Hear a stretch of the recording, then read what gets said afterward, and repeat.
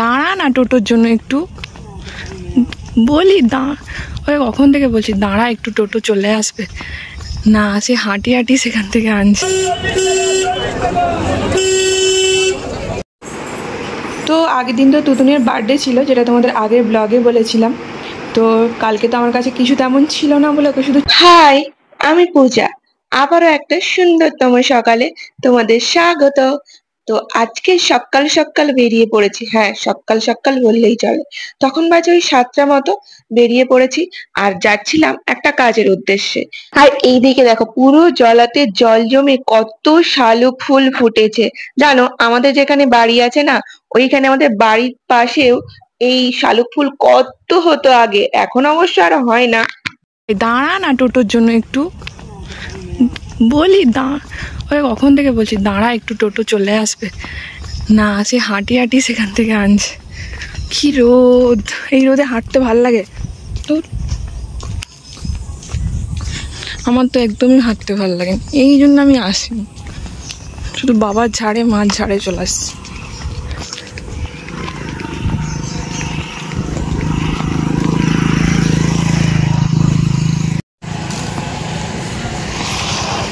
তুই কি হাঁটে হাঁটি খঞ্চিলে চলে যাবি? দাঁড়া না রে, টোটো চলে আসবে।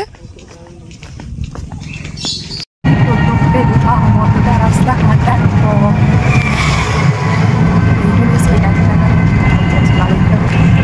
অনেকটা রাস্তা হেঁটে আসার পর ফাইনালি গিয়ে টোটো তো পেলাম। টোটোতে ওঠার পর লক্ষ্য করলো আমার আর ভাইয়ের ড্রেসের কালার পুরো সেম। হ্যাঁ, ভাইয়ের প্যান্টের কালার আর আমার ড্রেসের কালার দেখো পুরো সেম।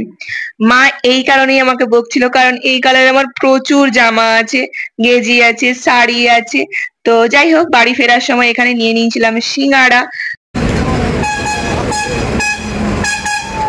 তোমারটাকে দেখো এত বড় হয়ে গেছে, তবু এখনো কুড়কুড়ে ঠিক কিনবেই, এই কুড়কুড়ি দিয়ে মুড়ি খায়, আজব বাগলি।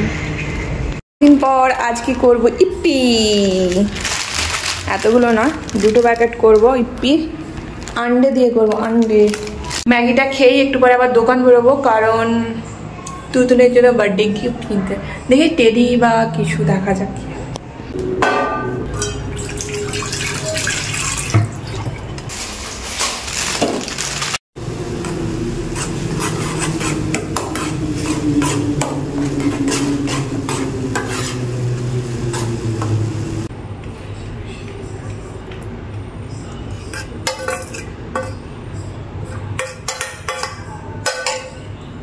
তো দোকানে গেছিলাম, দোকান থেকে এসে আমার অনেক কাজ ছিল, সেগুলো গুছিয়ে বসে পড়লাম লাঞ্চ করতে। লাঞ্চে ছিল আজকে আলু ভাজা, পোস্ত দিয়ে আলু ভাজা, আর সাথে ছিল লেবু, ঘরের গাছের লেবু, আর মাছের যে পিসটা আমি ভালোবাসি খেতে, হ্যাঁ নেজা, সেই পিসটাই ছিল আজকের ঝোলে। তো মাছের ঝোল ছিল, আলু দিয়ে মাছের ঝোল। তো চলো এখানে লাঞ্চ টাঞ্চ করে নিই। কারা কারা মাছের নাজা খেতে ভালোবাসো গো? গাছগুলো কতদিন লাগানো হয়েছে, এখনো ফুল ফোটেনি গাছগুলোতে, এগুলো সব ফুলের গাছ।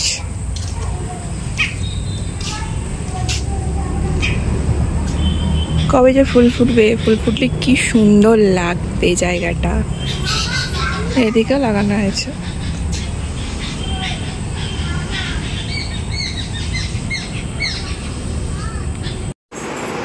তো আগের দিন তো তুতুনের বার্থডে ছিল, যেটা তোমাদের আগের ব্লগে বলেছিলাম। তো কালকে তো আমার কাছে কিছু তেমন ছিল না বলে ওকে শুধু চকলেট দিয়েছিলাম, বলছিলাম আজকে ওকে গিফট দেবো। তো ও যেহেতু নাচ শেখে, তো সামনেই তো স্বাধীনতা দিবস, তার জন্য এই চুড়িটা ওর জন্য নিয়েছি। কেমন লাগছে? আর চকলেটও দেবো এর সাথে, সেলিব্রেশনের একটা প্যাকেট, আর এই চুড়িটা। কেমন লাগছে? এই দিকে দেখো মুড়ির ঠোঙাটাকে কেমন ভাবে বেঁধেছে, গার্ডার দিয়ে বেঁধেছে, চপের তেলে পুরো ঠোঙাটা চিপচিপ চিপচিপ করছে। দুই দিকে গার্ডার দিয়ে এমন ভাবে বেঁধেছে, আমি তো এক হাত দিয়ে খুলতেই পারছিলাম না ফার্স্টে। তো বাবা এনেছে মুড়ি, তো এরা বলছিল চপ মুড়ি খাবে, চপ মুড়ি খাবে, তার জন্যই বাবা এনেছে সবার জন্য।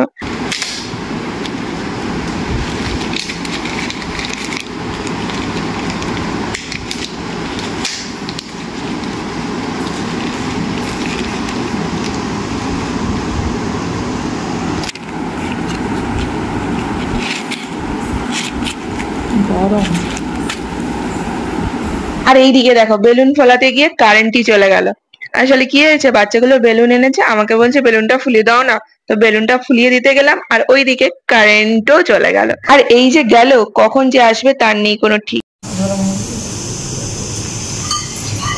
তো তখন বাজে 9:30টার মতো, আর আমি এখানে আলু ভাজা, শসা, পেঁয়াজ, লেবু, চানাচুর দিয়ে মেখে খাচ্ছিলাম।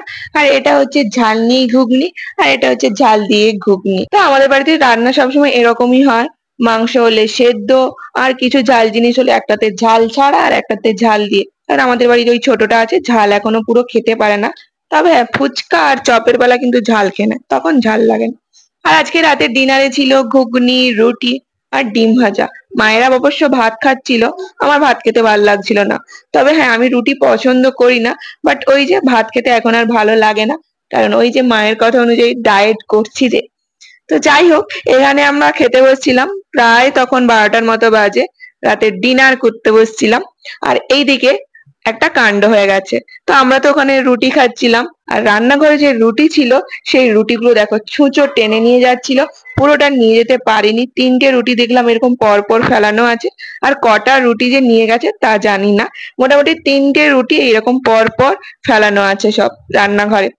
তো এই হচ্ছে ব্যাপার, মানে ওই যে বলি না যে আমরা বনে জঙ্গলে বাস করি, মানে এইসবের সঙ্গে আমাদের বাস, ভাবা যায়। তো চলো, আমি তো এখানে ফ্রেশ হয়ে চলে এসেছি, এবার একটু রাতে স্কিন কেয়ার করবো ঘুমোতে যাওয়ার আগে, আর তারপরে তো এডিটিং এ বসবো।